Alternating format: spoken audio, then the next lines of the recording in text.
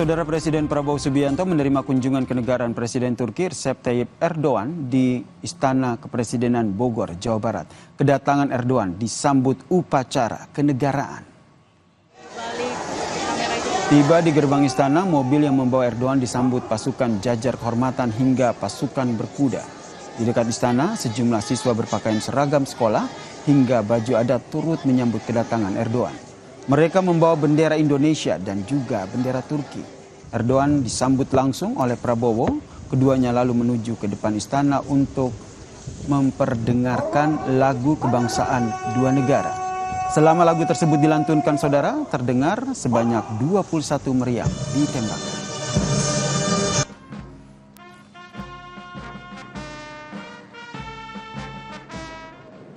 Presiden Prabowo Subianto dan Presiden Turki Erdogan melakukan pertemuan empat mata di ruang presiden.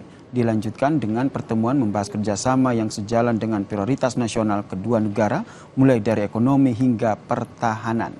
Kedua negara juga sepakat, saudara, solusi dua negara untuk menyelesaikan konflik di Palestina dan mendukung perdamaian di Suriah dan Ukraina. Di bidang hubungan internasional, kami menegaskan bahwa Indonesia dan Turki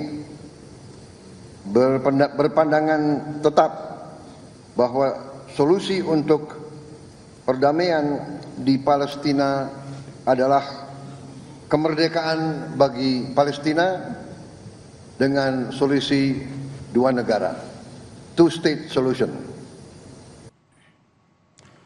Sementara itu, saudara, Presiden Turki Recep Tayyip Erdogan mengapresiasi sikap pemerintah Indonesia yang tegas dalam menyelesaikan konflik di Palestina.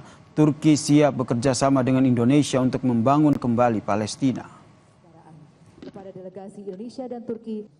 Endonezya'nın Filistin meselesindeki duruşunu takdirle karşılıyoruz. Mengenai masalah Palestina, saya mengapresiasi sikap bangsa Indonesia yang sangat tegas. Önümüzdeki dönemde Gazze'nin yeniden inşasında ve Filistin davasının savunulmasında Endonezya ile birlikte çalışmaya devam edeceğiz. Ke depan, dalam hal pembangunan kembali Palestina pasca konflik, kita akan terus melanjutkan kerjasama ini dengan Indonesia. Sebelumnya, saudara, Presiden Prabowo Subianto menyambut langsung Presiden Turki Recep Tayyip Erdogan di Bandara Halim Perdana Kusuma, Jakarta pada Selasa malam. Presiden biasanya menyambut tamu negara di istana. Deputi Bidang Protokol, Pers dan Media, Sekretariat Presiden Yusuf Permana mengatakan hal itu dilakukan Prabowo karena kedekatannya dengan Erdogan.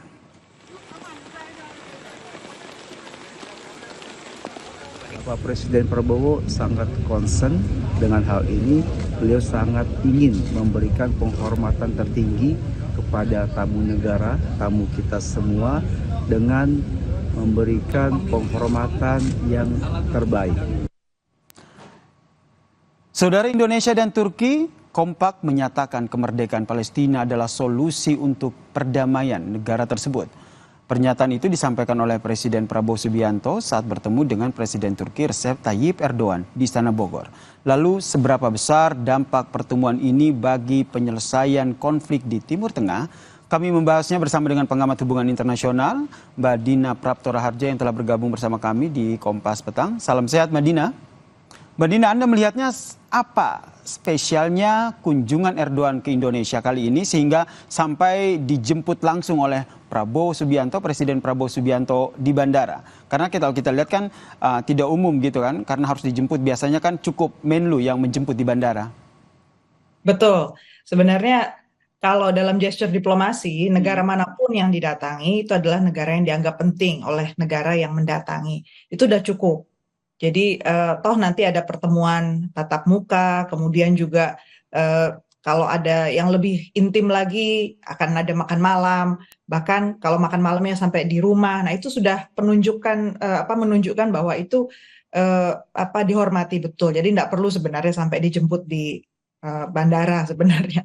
Tapi gini, kalau kita bicara soal Erdogan, saya sih menurut Pak Prabowo ini kagum ya sama Pak Erdogan, karena Erdogan ini kan orang lama di politik global. Erdogan sendiri sudah beberapa kali datang ke Indonesia dan beliau termasuk pemimpin negara yang responsif dulu waktu kejadian tsunami Indonesia tahun 2004. Jadi Turki cukup banyak membantu kita dan sangat cepat bergerak ya waktu itu.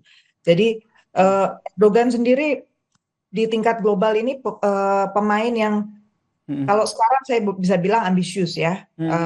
Kalau di awal-awal dulu waktu beliau masih baru pertama-tama berkuasa, kita bisa lihat betapa Turki itu ingin memainkan peranan lebih besar. Nah, saat ini Erdogan posisinya sudah jauh lebih penting daripada waktu itu. Jadi, apakah hal ini juga akhirnya yang membuat Presiden Prabowo Subianto melihat ini sebuah hal yang spesial begitu sehingga harus dijemput di bandara begitu? Ya bisa jadi begitu ya, karena Pak Prabowo sendiri kan ingin punya postur internasional yang tinggi gitu ya. Saya sih bertanya-tanya juga di dalam hati dalam melihat kejadian ini. Sebenarnya Pak Prabowo ingin memberi pesan apa sih? Kenapa harus Pak Erdogan yang diperlakukan sedemikian istimewanya? Karena yang ditunggu-tunggu oleh kita semua itu kan, kalaupun memang Indonesia mendekat ke Turki, apa yang sebenarnya mau kita lakukan dengan Turki yang selama ini belum dilakukan dengan mitra yang lain? Saya perlu soroti sedikit karena Turki itu bermain di banyak kaki ya. Turki itu anggota NATO dan dia pertahanannya kekuatan militernya nomor 2 terbesar di NATO sesudah Amerika Serikat. Jadi ini bukan negara yang main-main dari segi kekuatan militer dunianya. Untuk advancement teknologi militer mereka juga luar biasa cepat. Mereka juga dipercaya oleh Amerika untuk ini. Tapi di sisi lain Erdogan secara pribadi juga sangat dekat dengan Putin. Dan Erdogan sendiri apply nih untuk mendaftar untuk masuk BRICS. Kemarin pas di Kazan juga. Cuman memang belum disetujui rupanya karena India masih belum cocok nih sama aplikasi keinginan si Erdogan ini. Dengan pengaruh Presiden Turki Erdogan seperti yang Anda sebutkan tadi, sebenarnya apa yang ingin diraih oleh pemerintahan Indonesia? Kalau saya melihat dari pihak Turki lah yang paling gigih memang ingin lebih dekat ke Indonesia. Karena di sisi timur, di sisi Asia, Erdogan ini belum punya tangan yang cukup kuat untuk bisa menjangkau lebih banyak partner. Dari pertama Erdogan naik, itu sangat ingin dia sebenarnya bisa lebih dekat dengan Indonesia. Tapi beef-nya tuh nggak ada, atau substansinya dari pihak Indonesia tuh belum. Kita secara jujur memang sangat baik, tetapi kita belum bisa deliver hal-hal yang diinginkan. Jadi makanya dibuatlah itu council, dewan, untuk komprehensif, istilahnya dia strategic cooperation gitu ya. Jadi dewan ini kan isinya berbagai macam kalangan, ada yang pebisnis, ada yang pokoknya berbagai macam kalangan ya, untuk berbagai macam sektor, ada bidangnya TV, radio termasuk ya, kemudian pendidikan tinggi, kesehatan. Ini menunjukkan bahwa sudahlah kita lebih dekat, supaya lebih dekat gimana nih, ada masalah-masalah birokrasi apa, kita bisa putuskan bypass gitu ya, sampai ke level kepala negara kalau memang itu dibutuhkan. Sampai sedemikian itu sebenarnya intensinya Turki. Betul-betul intensinya Turki untuk Indonesia. Lalu sebenarnya apa imbal balik yang bisa diperoleh oleh Indonesia? Harusnya Pak Prabowo yang jawab ya, bukan saya di bagian itu. Karena opsinya macam-macam sebenarnya. Turki itu produsen besar untuk agriculture misalnya ya, pertanian dunia. Jadi di saat kalau programnya Pak Prabowo di Astacita itu adalah untuk ketahanan pangan misalnya, mau nggak mau kita juga harus punya benefit lah ya dari berteman dekat dengan Turki, karena dia juga lumbungnya dunia. Jadi bukan cuma Ukraina tapi juga ada Rusia, terus ada dia.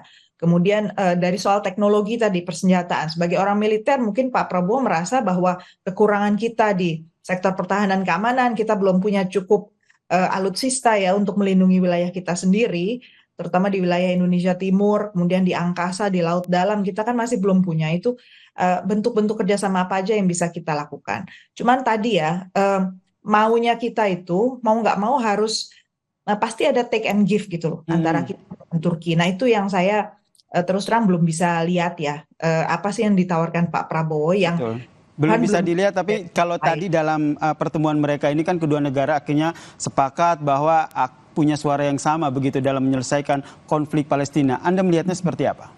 Nah, kalau untuk Palestina, Erdogan ini benar-benar nggak suka sama Israel. Kuncinya itu. Disitulah ada titik temu antara Indonesia dengan Turki. Erdogan jelas berusaha sekali untuk masuk dan punya panggung dalam menyelesaikan masalah Israel-Palestina. Cuman faktanya tentu di lapangan harus teman-teman di Timur Tengah nih, negara-negara Arab yang nanti jadi pemain utama. Makanya saya sih menunggu itu lebih banyak nanti peranannya dimainkan oleh seperti Yordania, kemudian Mesir gitu ya. Mereka lah yang akan menjadi orang-orang di lapangan yang benar-benar nungguin itu proses nanti Gaza dan sebagainya. Indonesia dalam hal ini itu lebih mendorong secara moral gitu ya, karena ya apalagi dengan pengetatan anggaran seperti sekarang di Indonesia, saya juga berpikir apalagi yang bisa kita lakukan. Sebenarnya dengan kita menjadi host nanti tahun 2025 untuk pertemuan D8 Development yang waktu itu dihadiri oleh Erdogan juga di Mesir ya tahun lalu di bulan Desember, itu satu pintu lain lagi. Jadi sebenarnya Indonesia harus bisa memetakan apalagi pintu-pintu diplomasi yang bisa karena Indonesia juga simbol dari negara yang bukan Timur Tengah tetapi peduli pada masalah Timur Tengah. Jadi untuk diplomasi ini juga penting untuk meningkatkan leverage kita, terutama kalau Indonesia berani berhadapan betul dengan Donald Trump. Nah itu tinggal mungkin kalau kita lebih jelas dan terang bahasanya, kita menolak proposalnya si Trump. Nah pasti nanti Trump akan memberi perhatian pada kita, cuman kita siap untuk menjawab apa. Oke, ini kita nantikan ya langkah selanjutnya dari pemerintah Indonesia terkait dengan membela Palestina dan apa saja nih kerjasama yang akan dilanjutkan antara Indonesia dan juga Turki. Terima kasih pengamat hubungan internasional Mbak Dina Prapto Raharja telah bergabung bersama kami di Kompas Petang. Salam sehat Mbak Dina. Terima kasih, selamat siang. Usai jeda saudara, Kompas Petang masih akan kembali dengan informasi. Politisi PD Perjuangan Deddy Sitorus mengomentari pernyataan Presiden Prabowo yang menyatakan ada pihak-pihak yang ingin memisahkannya dengan mantan Presiden Joko Widodo.